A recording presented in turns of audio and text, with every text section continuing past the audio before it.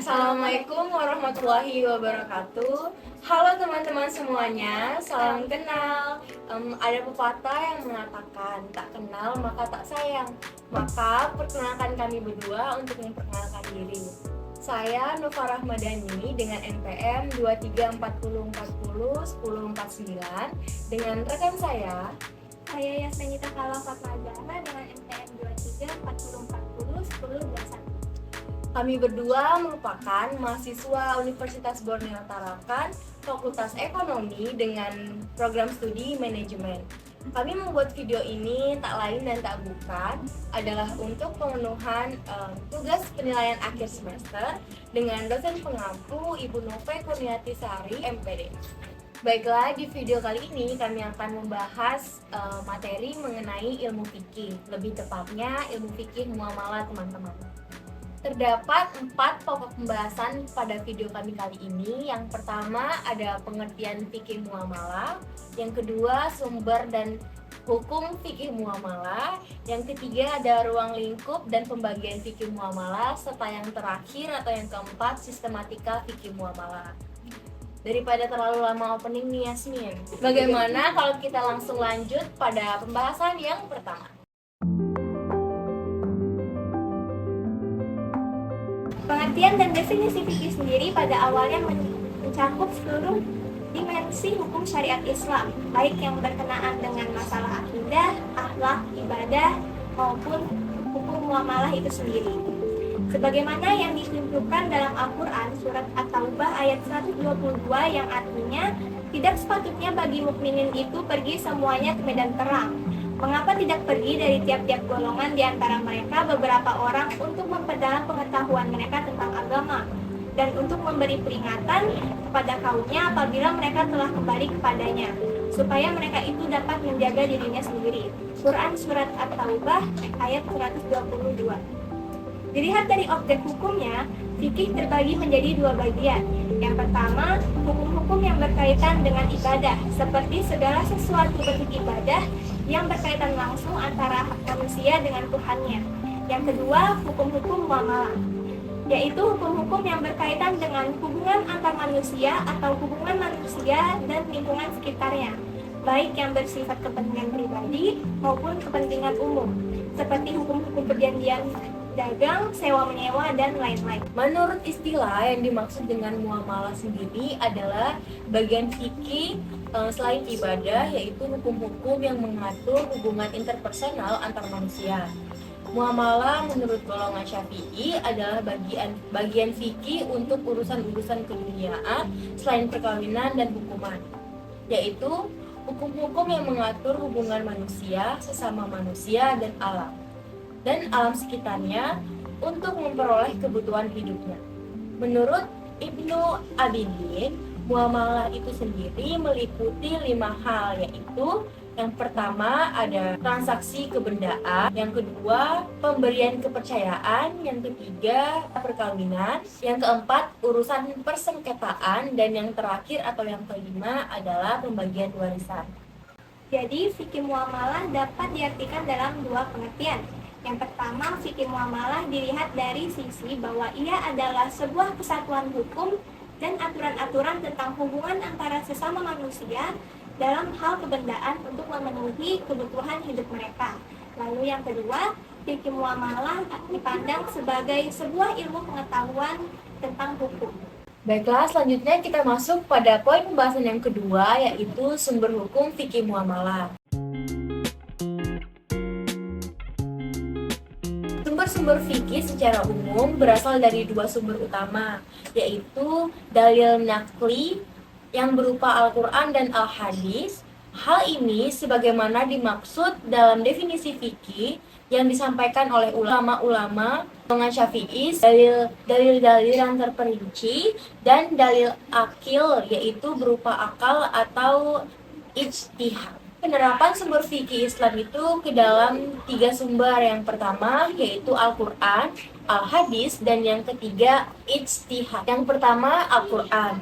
Al-Quran yang membahas tentang muamalah ini bisa kita lihat pada surah Al-Baqarah ayat 188 yang artinya, Dan janganlah sebagian kamu memakan harta sebagian yang lain di antara kamu dengan jalan yang batil, dan janganlah kamu membawa urusan harta itu kepada hakim, supaya kamu dapat memakan sebagian daripada harta benda orang lain itu dengan jalan berbuat dosa, padahal kamu mengetahui.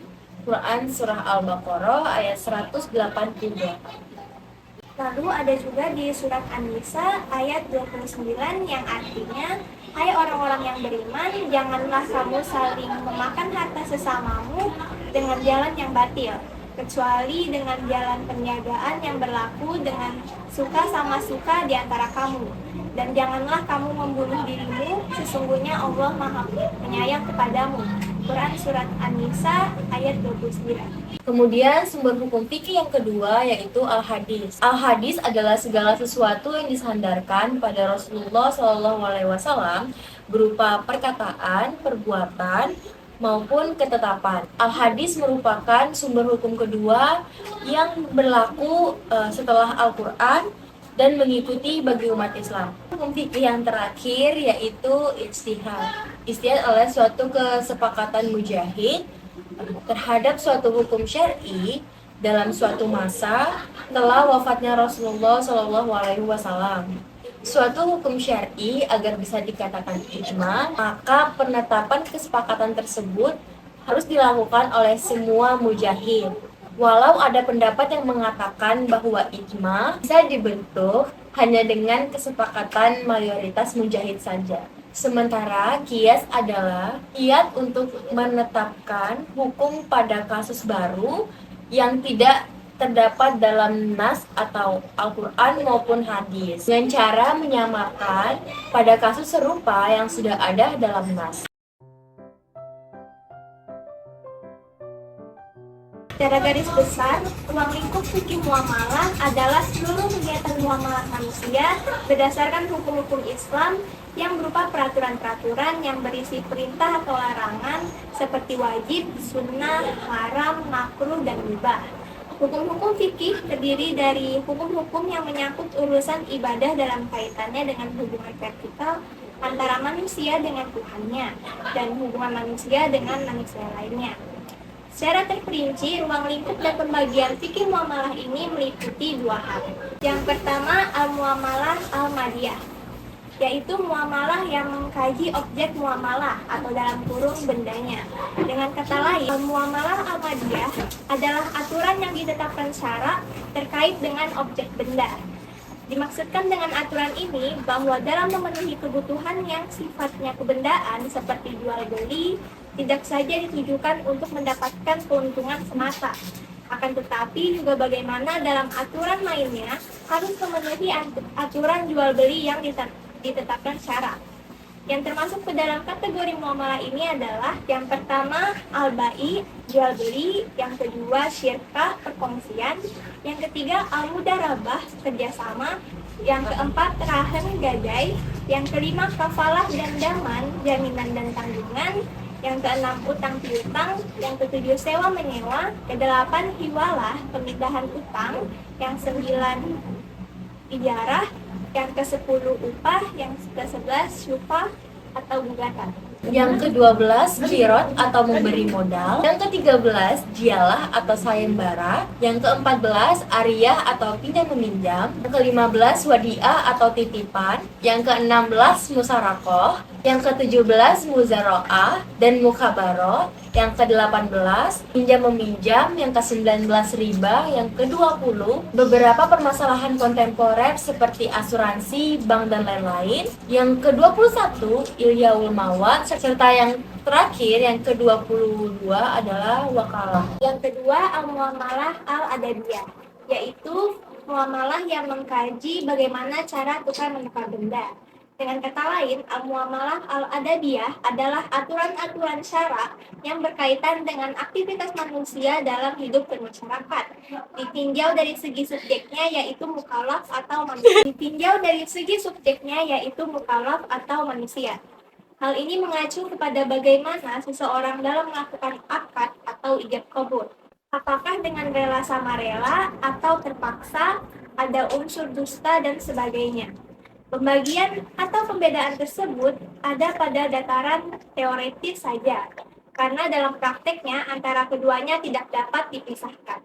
Abdul Wahab Khalafah merinci fikih muamalah ini sesuai dengan aspek dan tujuannya masing-masing. Yang pertama ada hukum kekeluargaan, yaitu hukum yang berkaitan dengan hubungan keluarga, yaitu hukum yang berkaitan dengan urusan keluarga dan pembentukannya yang mengatur hubungan antara suami dan istri dan keluarga satu dengan keluarga yang lainnya. Ayat Al-Quran yang membahas tentang ini terdapat 70 ayat. Yang kedua, hukum sipil yang mengatur hubungan individu dengan individu serta bentuk-bentuk hubungannya seperti jual beli, sewa menyewa, utang piutang, dan lain sebagainya agar tercipta hubungan yang harmonis dalam suatu masyarakat. Ayat Al-Quran mengaturnya dalam 70 ayat. Yang ketiga yaitu hukum pidana. Itu hukum yang mengatur tentang kejahatan atau pelanggaran dan ketentuan sanksi. Tujuannya adalah untuk memelihara kehidupan manusia,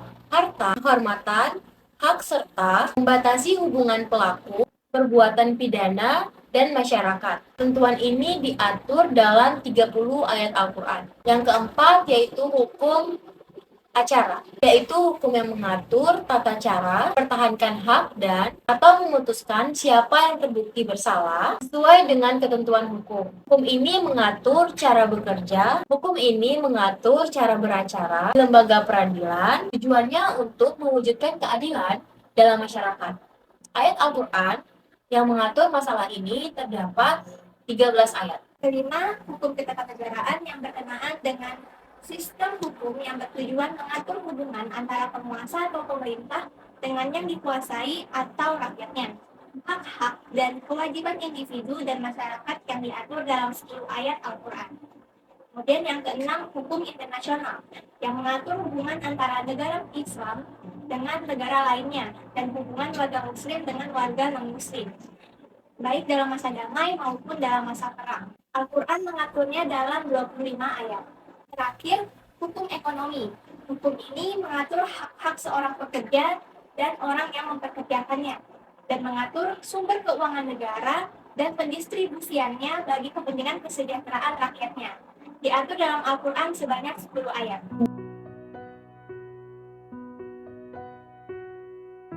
Kemudian pokok pembahasan yang terakhir yaitu sistematika fikih muamalah. Berapa kita fikih dari 4 mazhab?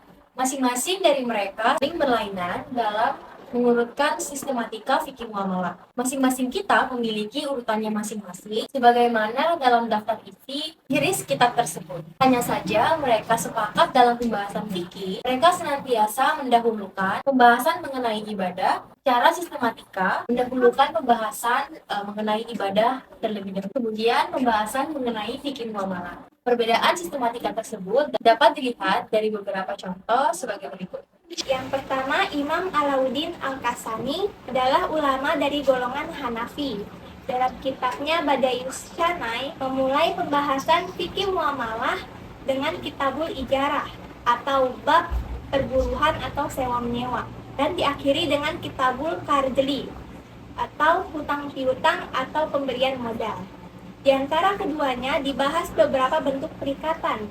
Bahkan terdapat juga bab-bab tentang penyembelihan dan perburuhan, nazar dan kafarah, wakaf dan sedekah, peradilan dan persaksian dan sebagainya.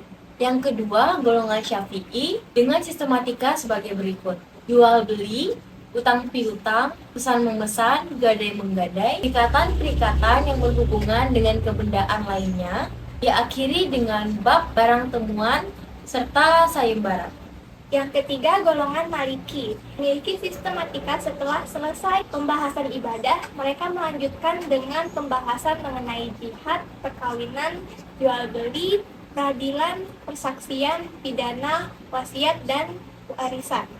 Ibnu Rusidi dalam kitabnya Bidayatul Mustahid, setelah selesai dengan pembahasan mengenai ibadah, beliau kemudian melanjutkan dengan pembahasan tentang jihad, sumpah, nazar, kurban, penyembelihan, perburuan akikah, makanan dan minuman. Sesudah itu baru membahas mengenai perkawinan dan hal-hal yang berhubungan dengan itu. Kemudian yang keempat yaitu golongan Ahmad. Memiliki sistematika sebagai berikut: jual beli, pesan memesan, hutang piutang, dan perikatan dengan hubungan kebendaan lainnya, wasiat, warisan, kemudian memerdekakan budak, dan diakhiri dengan pembahasan Umma'atil Aulad. Salah satu kitab yang pernah menjadi kitab undang-undang hukum perdata pada masa pemerintahan Turki Utsmani adalah kitab Majahatul Ahkamil Adliyah, merupakan kitab fikih muamalah dari mazhab Hanafi. Ditulis dan disusun menurut undang-undang dan diundangkan pada bulan Sya'ban tahun 1293 Hijriah, terdiri dari 1851 pasal dan dibagi dalam 16 bab, yaitu Yang pertama Kitabul Buyu bab jual beli, yang kedua Kitabul Ijarat bab sewa menyewa perburuhan, yang ketiga Kitabul Kafalah bab tanggung menanggung, yang keempat Kitabul Jualah bab pemindahan utang piutang, yang kelima ada Kitab Ar-Rohni yaitu bab gade menggadai, yang keenam Kitabul Amanah bab penyerahan kepercayaan titipan, yang ketujuh Kitabul Hibah bab pemberian, yang kedelapan Kitabul Gosbi wa al-Itlaf bab penyerobotan dan pengerusakan, yang kesembilan Kitabul Hijri wa al-Ikroh wa al-Syufati bab pengampunan, paksaan, dan hak beri paksa. yang ke-10 Kitabul Al-Syirqah bab serikat dagang, ke-11 Kitabul Wakalah bab perwakilan pemberian kuasa, 12 Kitabul Ahsuhli wa al-Ibro bab perdamaian dan pembebasan hak, yang ke-13 Kitabul Al-Iqra pengakuan, yang ke-14 Kitabul Al-Da'wah atau bab gugatan, yang ke-15 Kitabul Al-Bayinat wa al-Tahlif bab pembuktian dan sumpah, 15 Kitabul Al-Qadla bab peradilan. Nah teman-teman, itu tadi penyampaian kami mengenai materi ilmu fikih muamalah. Betul, jadi kami berharap podcast ini dapat memberi manfaat kepada teman-teman sekalian. Serta kami berdua berharap video ini dapat menjadi amal jariah untuk kami berdua dan teman-teman sekalian yang menonton. Terima kasih telah mendengarkan. Wassalamualaikum warahmatullahi wabarakatuh. Bye-bye.